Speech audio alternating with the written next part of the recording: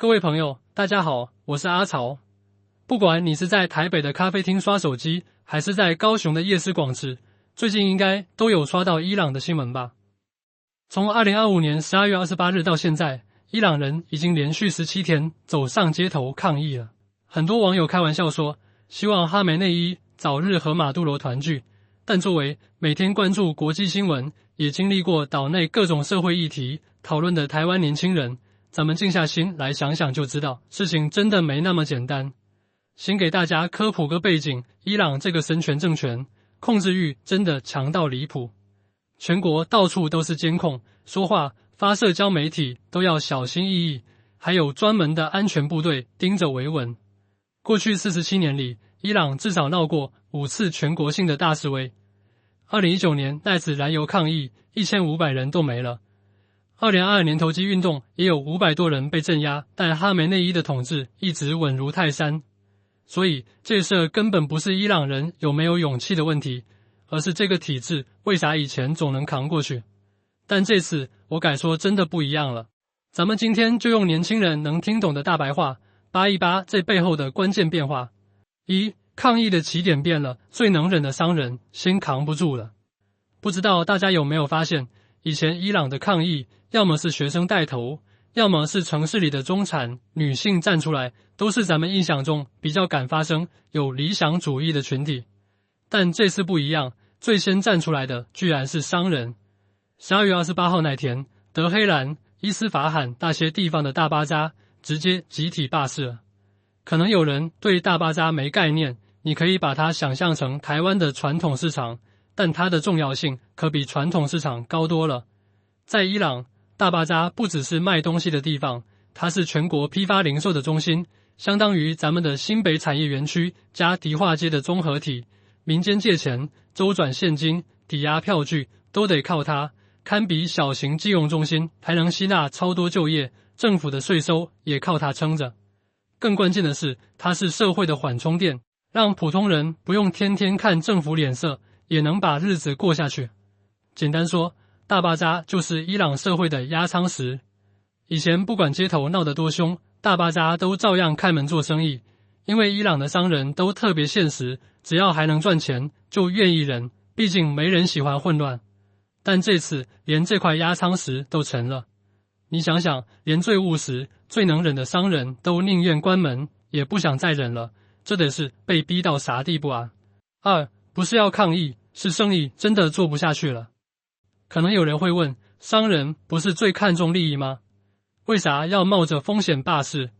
其实他们不是想搞政治，是真的活不下去了。伊朗的货币体系彻底崩了。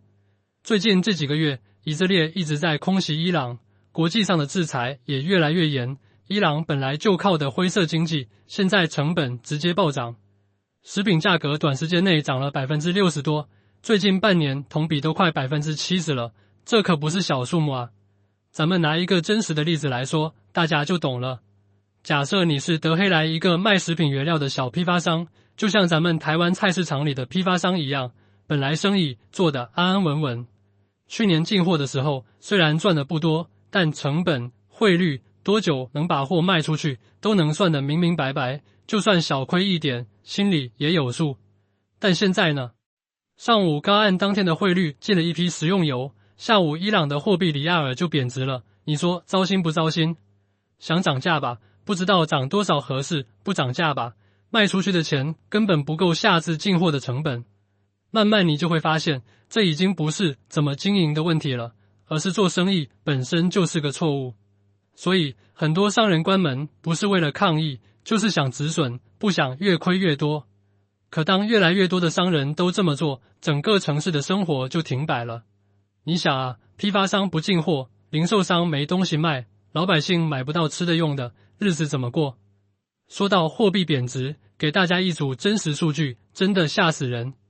1978年伊朗革命前，1美元能换70里亚尔。2015年核协议那时候，1美元大概换3万里亚尔，到2025年底，1美元居然能换148里亚尔。47年时间，货币贬值了2万多倍。现在伊朗人都说月入上亿，听起来好像很有钱，但实际上1亿里亚尔只值新台币大概3200元，和人民币700块钱。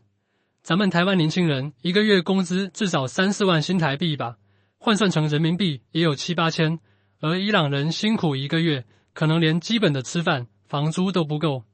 这种通胀根本不是数字游戏，是对普通人的长期处决啊！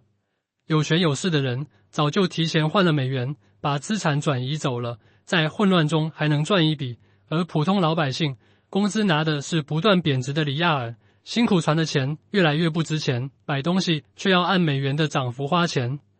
换作是咱们，要是有人让你忍耐，让你牺牲，结果他们自己却偷偷享福，你能接受吗？肯定不能啊！所以伊朗人现在的愤怒真的太能理解了。3. 中间层没了，沉默的大多数也醒了。大巴扎关门看似是商业事件，其实是伊朗社会的中间层彻底退出了。这个中间层本来承担着现金流、民间信用、就业这些功能，还能缓冲老百姓和政府之间的矛盾。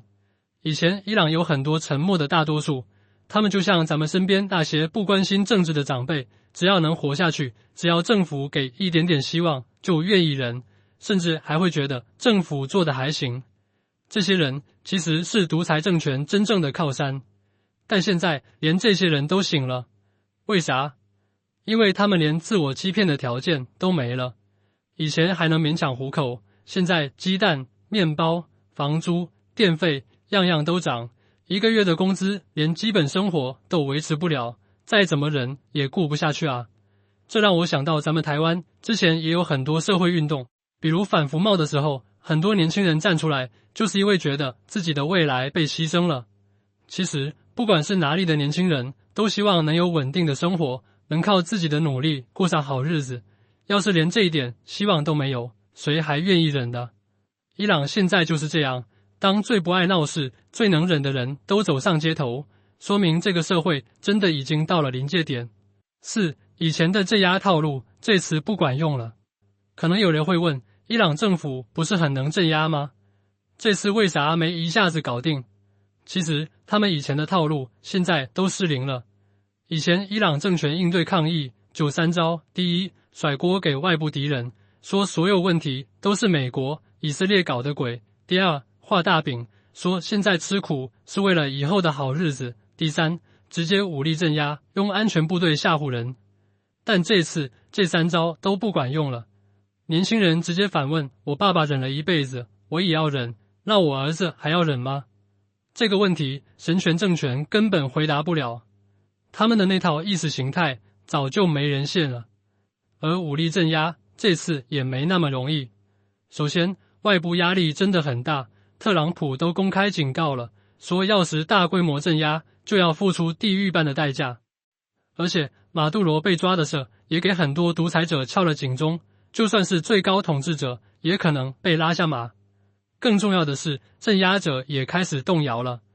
那些穿防暴装备的安全部队成员下班后也是普通人，也要买菜、养家、交房租。当他们自己的生活也越来越难，看到抗议的人和自己一样都是为了活下去，他们的忠诚心就会松动。现在已经有新闻说伊朗有警察倒向抗议者了。你看伊朗官方现在的态度，一边说理解大家的抗议，一边又威胁要镇压，特别矛盾。这说明啥？说明他们也没底了，镇压的成本已经高到他们承受不起了。说到这，我想起之前岛内的抗议活动，很多年轻人也是因为觉得当局不顾大家的利益，才站出来发声。其实不管是哪个地方，当政府听不到老百姓的声音，甚至用武力压制老百姓，最终都会失去民心。5. 就算镇压成功，问题也解决不了。现在伊朗政府已经开始切断网络，大规模抓人了，已经有几十人死亡，上千人被抓，有些地方还爆发了冲突。但你发现没？街头的口号已经变了，以前是反对通胀，反对高物价，现在直接就是质疑哈梅内伊的合法性，要求他下台。这可是质的变化啊！以前大家只是想改善生活，现在是彻底不认可这个政权了。当然，咱们也得冷静看待，伊朗的暴力机器还在，反对派也比较分散，没有统一的领导，短期内政权可能不会马上倒台。但有一点是肯定的，伊朗社会已经公开否定这个体制了，这种合法性的崩塌是再也无法挽回的。就像咱们台湾，大家之所以关注这些国际事件，不是因为闲得慌，而是因为我们都明白，一个好的政府应该是为老百姓着想的，应该让大家有盼头。如果一个政府只想着自己的利益，不顾老百姓的死活，就算能靠武力暂时压制，最终也会被人民抛弃。最后想说，政权的底线是让人民有理由忍耐。1979年，伊朗人推翻旧王朝，是因为反对腐败和特权。几十年后，他们再次走上街头，却发现自己还是被困在同样的结构里，只是换了一层外壳。伊朗这一次的抗议真的不是会不会被镇压的问题，真正的问题是这个政权还有没有资格要求人民继续忍耐。作为台湾年轻人，我们可能不用面对伊朗那样的困境，但从这件事里，我们能明白一个道理，任何政权的存在都离不开人民的支持。人民可以忍耐一时的困难，但不能忍耐永远的牺牲，可以接受暂时的落后，但不能接受被欺骗、被剥削。不管是哪个国家、哪个地区，老百姓最想要的不过是稳定的生活、公平的机会，还有说话的权利。如果连这些都做不到，再强大的政权也终有一天会崩塌。伊朗的局势还在发展，未来会怎么样，谁也说不准。但我相信，只要人民不愿意再忍耐，只要大家勇敢地发出自己的声音，就一定能改变现状。不知道大家对伊朗的局势有啥看法？或者你还想了解哪些细节？欢迎大家留言讨论，我们下次再见。